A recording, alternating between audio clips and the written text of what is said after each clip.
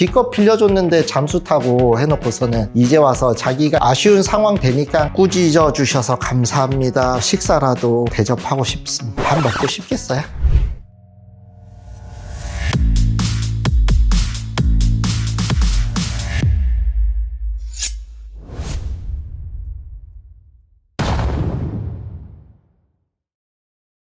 안녕하십니까. 치과의 성지현 채널의 성지현 원장입니다. 이슈를 다루는 거를 해보다 보니까 할 게 너무 많더라고요. 잘 차려진 한정식 집에 갔다니까 반찬이 너무 많아서 어디 손을 대야 될지. 이번에 나솔 사계라고 하죠. 나는 솔로의 스피노프 프로그램인데 이번에 속된 말로 B2가 터졌죠. 미스터 박이라는 사람이 나왔는데 이제 어떤 게시판에 자기 돈을 떼먹고 나왔다고 뻔뻔하다라고 글이 올라왔어요. 자기 가족 사고 났다고 돈 빌려달라고 하고 잠수를 타버렸다. 그래서 법원 가서 소장도 접수하고 이행 권고까지 받았는데 방송에 나와가지고 잘 나가는 걸 어필해가면서 하니까 황당하다라고 느끼셨을 수도 있을 것 같아요. 소장도 접수하고 캡처해가지고 올렸더라고요. 법원에서 이행 명령까지 떨어졌다라고 하니까 사실 문제로 왈가왈부는 없었던 것 같습니다. 사실 액수가 크지는 않은 액수였다라고는 하더라고요. 원금 기준으로 68만 원이더라고요. 당사자 미스터 박이라는 사람이 글을 썼는데 이분은 남의 돈을 쉽게 본다라는 느낌을 받았거든요. 그래서 한번 읽어보겠습니다. 지인들이 게시판이 B2 때문에 난리라고 해서 들어와 봤습니다. 처음에는 뭐 재미있는 일이 있나 싶었는데 페이지를 넘기면서 천천히 보니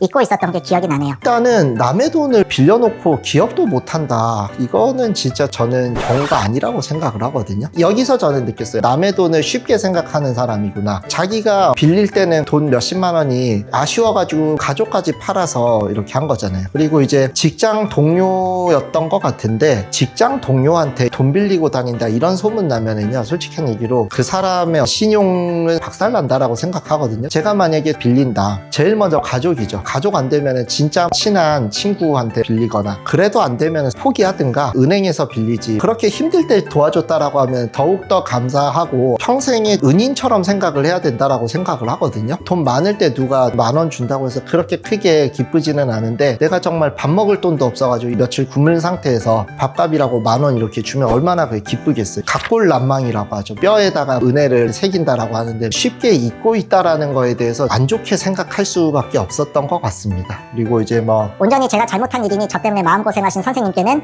정식으로 사죄하고 그때 못했던 감사 인사도 드리겠습니다 했는데, 솔직히 감사 인사 받고 싶지도 않을 것 같아요. 기껏 빌려줬는데 잠수 타고 해놓고서는 이제 와서 자기가 아쉬운 상황 되니까 감사 인사 한다라고 하는데, 이게 과연 진정성 있게 느껴질까? 그 사정에 대해서 얘기를 하는데요. 재판이혼을 했고 어떻게 하다 보니까 선생님께서 많이 도와주셨습니다. 그렇죠. 많이 도와주셨는데 그분 통수를 쳤죠. 그리고 그때는 제 몸 하나 추스리는데 온 힘을 쏟다 보니 미처 선생님을 챙기지 못했습니다 라고 했는데, 저는 이것도 좀 웃긴 게 그냥 본인이 최소한 갚아야 될 채무를 변제해야 되는 거지, 챙기는 거는 본인이 잘 나갈 때 자기보다 어려운 사람을 챙길 때 챙긴다라는 표현을 쓰는 건데, 용어 선택도 이해가 안 됐고요. 다음 줄에 와이프 명의로 휴대폰을 개통해서 쓰고 있다라고 하는데, 개인적으로 저는 이것 좀 잘 이해가 안 돼요. 휴대폰으로 인증받아야 되거나 이런 게 굉장히 많은데 와이프 명의로 휴대폰을 쓰고 있었다라는 것도 신뢰가 안 가기도 하고요. 설사 그랬다라고 하면 이미 이분의 신용도에는 문제가 있었으니까. 사실 그렇잖아요. 휴대폰은 신용도가 없어도 학생들도 개통이 되거든요. 수입이 없는 학생보다도 개통이 어려운 상황이었다라고 하면 이전에 무슨 문제가 있어서 그랬을까 싶기는 합니다. 쎄한 느낌이 들기는 하죠. 그리고 이제 뭐 다시 여유가 생겼을 때 예전에 도움 주신 선생님을 찾았어야 했는데 제가 한없이 부족한 사람이라 까맣게 잊고 있었습니다. 그냥 뭐 맞는 얘기긴 한데, 지금 와서 그런 얘기를 하니까 차라리 방송 나오기 전에라도 찾았으면 좋았을 텐데, 남이 도와준 거 그냥 쉽게 생각한 거였죠. 마지막으로 이제 제 잘못으로 일어난 일이니 저에 대한 비난과 조롱은 감수하겠습니다 라고 돼 있는데, 사실은 이거는 본인께서 감수하고 안 하고를 떠나서 어차피 본인에게 생길 일이기 때문에 큰 의미가 있지는 않다. 그렇잖아요. 사형수가 사형 선고를 받았는데 기꺼이 사형을 감수합니다 한다고 해서 딱히 틀려지는 건 아니잖아요. 당사자들끼리 메신저로 대화한 거 있는데, 역시나 채권자께서는 이분을 더 이상 보고 싶지 않을 것 같아요. 그 사람을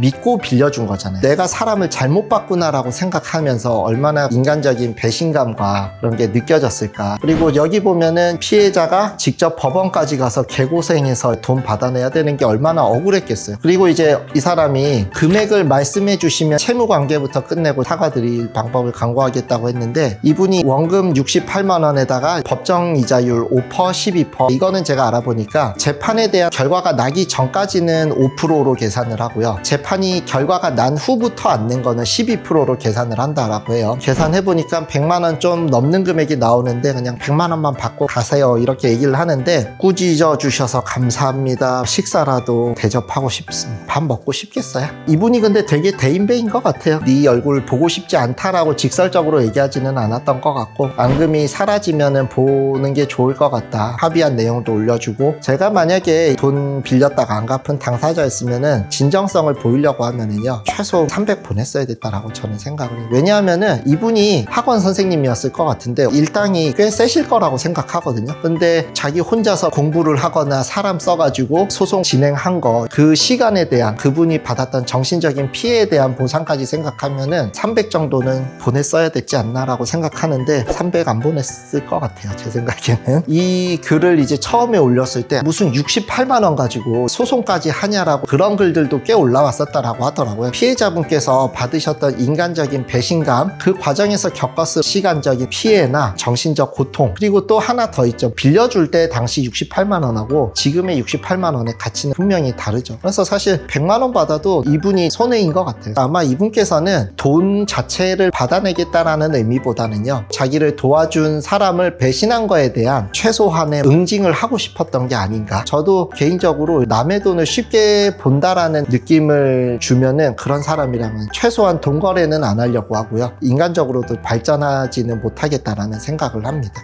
도박 묵시록 카이지라는 만화가 있는데 거기에 보면은 자기의 생명력을 갈아 넣어서 돈으로 번다고, 그래서 남의 돈 함부로 편취하는 것도 진짜 크게 생각을 해야 된다라고. 보다 보면은 나보다 경제적으로 여건이 나은 사람들한테는 돈을 취해도 괜찮다라고 생각하시는 분들이 있기는 하거든요. 근데 사실 나보다 경제적으로 나은 사람들도 공짜로 번 돈은 아니고 돈을 벌기 위해 남들보다 노력도 하고 고생해서 번 돈이기는 하다고 생각을 해요. 그래서 남의 돈을 쉽게 보는 사람은 다시 생각을 하는 게 좋지 않을까라는 생각을 하고요. 예전에 저도 이제 겪었던 일들도 생각나고 해서 한 번 정도 얘기를 해봤습니다. 오늘 영상 시청해주셔서 감사합니다.